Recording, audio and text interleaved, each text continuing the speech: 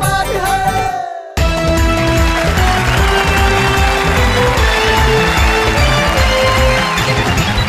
हमने कहा था ना कि 2 दिन ये जो मेगा एपिसोड है इसमें हम इतना धमाल करेंगे और आप धमाल करने के लिए बेकरार हैं। आपको हमारा इंतजार है क्योंकि आपको इस शो से और कविताओं से प्यार है।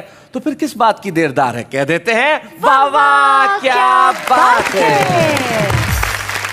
और हमारे साथ हमारे वही कवि मित्र हैं जो कल भी थे, आज भी इस महफिल को 4 चांद लगा देंगे, रोशन कर देंगे। हमारे साथ अनिल अग्रवंशी है, मधु मोहिनी उपाध्याय है, सुंदर मालेगावी है, मंगल नसीम है, डॉक्टर नसीम निकट है और खटका राजस्थानी है। भाई क्या बात है। तो हम आज की महफिल में शुरुआत करते हैं उससे जिसकी कविताएं सुन के आपको इतना आनंद आएगा जिसकी हद नहीं। हरियाणा के एक बहुत छोटे से गांव में पैदा हुए, केलंगा गांव में अनिल अग्रवंशी, और वहां से दिल्ली आए, दिल्ली में दालों का व्यापार किया और इन दिनों दालों से ज्यादा इनकी कविताएं बिक रही है। हम चाहते हैं कि अनिल अग्रवंशी यहाँ आए, जोरदार तालियां हमें।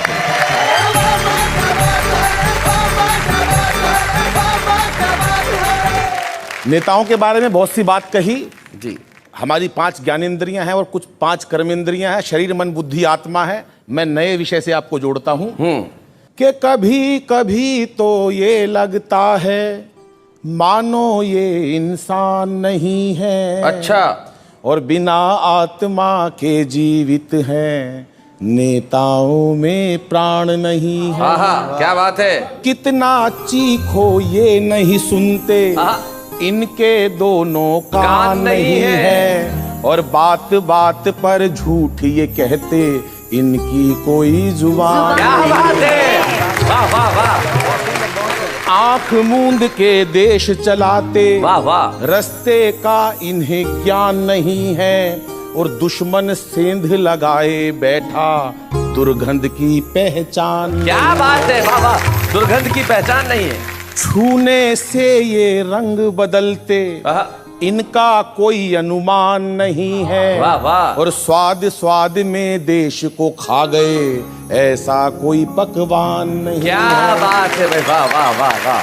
फिर भी छाती ठोक के कहते, साफ छवि बेईमान नहीं है। और जैसा होता था ये पहले, वैसा हिंदुस्तान नहीं है। भाई क्या बात। वैसा हिंदुस्तान नहीं। बहुत अच्छा जी। एक मिनट, मधु मोहिनी जी ने माइक उठा लिया है, बताइए।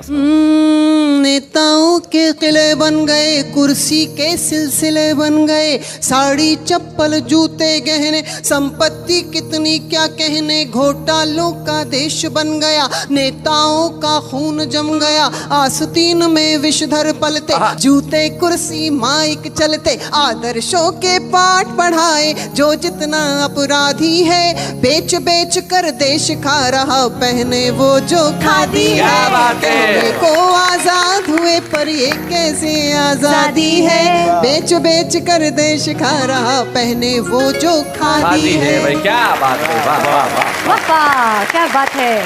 मैंने तो नेताजी से पूछा, मैंने कहा साहब आपको 5 साल का समय मिलता, आप कुछ नहीं करते। बोले यार टाइम ही नहीं मिलता 5 साल में। मैंने कहा ऐसा क्या करते हो 5 साल में? वो बता रहे हैं खुद अपनी जुबानी जी कि प्रथम वर्ष जीत की खुशी में बीत गया, स्वागत समारोह कहीं जश्न मनाने में, दूजा साल दाव पेच सीखने में व्यस्त रहा, अधिकारियों के संग तालमेल बैठाने में, कि तीजा साल खाने और खिलाने में निकल गया, चौथा साल रूठे मतदाता को मनाने में, और 5वां वर्ष शीर्ष नेताओं की चापलूसी करनी जरूरी या रोटी किटी को पाने में, करनी जरूरी या रोटी किटी को पाने में। भिवानी और रोहतक के बीच में हमारा गांव है।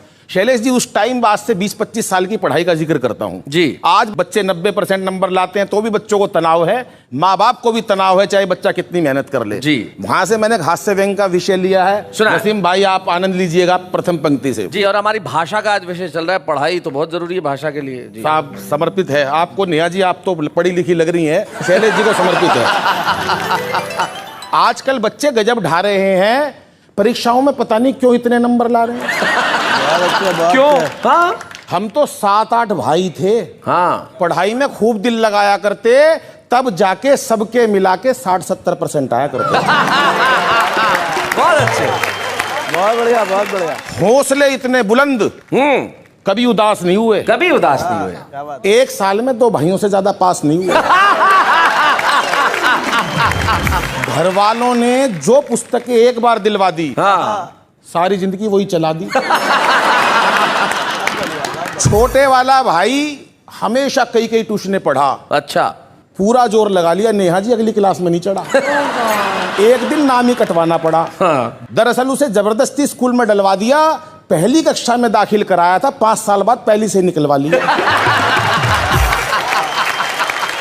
भाई साहब ध्यान करना, मुझे तो याद है 12वीं में मेरे अकेले के 43% आए थे। 43%, 43, हाँ? मेरे अकेले के 43% आए थे। घर वाले क्या, रिश्तेदार तक फूले नहीं समाये थे। रिजल्ट देखकर घर लौटा, भाई साहब अद्भुत घड़ी थी। बड़ी बुआ दरवाजे पे आरती का थाल लिए खड़ी थी। बहुत अच्छे, बहुत बढ़िया अनिल। कहने लगी बच्चे ने इतिहास रच दिया। हाँ। कहने लगी बच्चे ने इतिहास रच दिया। इसी खुशी में सुबह की सवामनी शाम का भंडारा रख दिया। पिताजी ने पूरे घर में सफेदी करवा दी, मार्कशीट शीशे में जड़वाकर ड्राइंग रूम में टंगवा दी। यूं समझ लो बधाई देने वालों के तांते लग गए। पिताजी तो लोगों को धन्यवाद धन्यवाद कहते कहते थक गए। बड़ी अम्मा जी ने तो यहां तक कह दिया, अब जब तक इसकी पढ़ाई चलेगी घर में देसी घी की अखंड ज्योत जलेगी। ये अलग बात है, पढ़ाई बीच में ही छुड़वानी पड़ी। शैलेश जी 6 महीने से पहले जोत बुझानी पड़ी। बड़े भाई ने तो तब अचंबा खाया जब देश के बड़े बड़े अखबारों में अगले दिन मेरा नाम नहीं आया। सब कुछ रह गया धरा का धरा। दाखिला आखिर कोरेस्पोंडेंस में मिला। कोरेस्पोंडेंस, पत्राचार, सब कुछ रह गया धरा का धरा। दाखिला आखिर कोरेस्पोंडेंस में मिला, लेकिन ना कोई शिकवा ना किसी से गिला। हमारे समय में बच्चे पढ़ाई से बिल्कुल नहीं घबराते थे। एक कक्षा में कई कई वर्ष लगाते थे।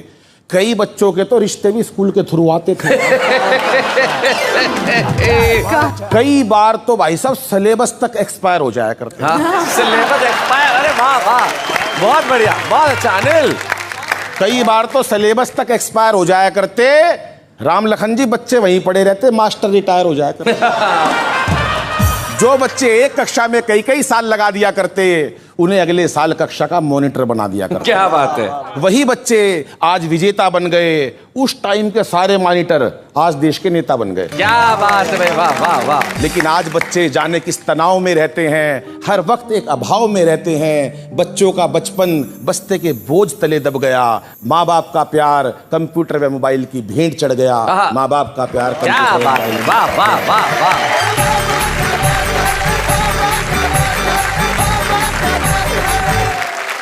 क्या बात, बहुत बढ़िया कविता सुनाई, बहुत अच्छा। और नेहा को तो बहुत पसंद आई।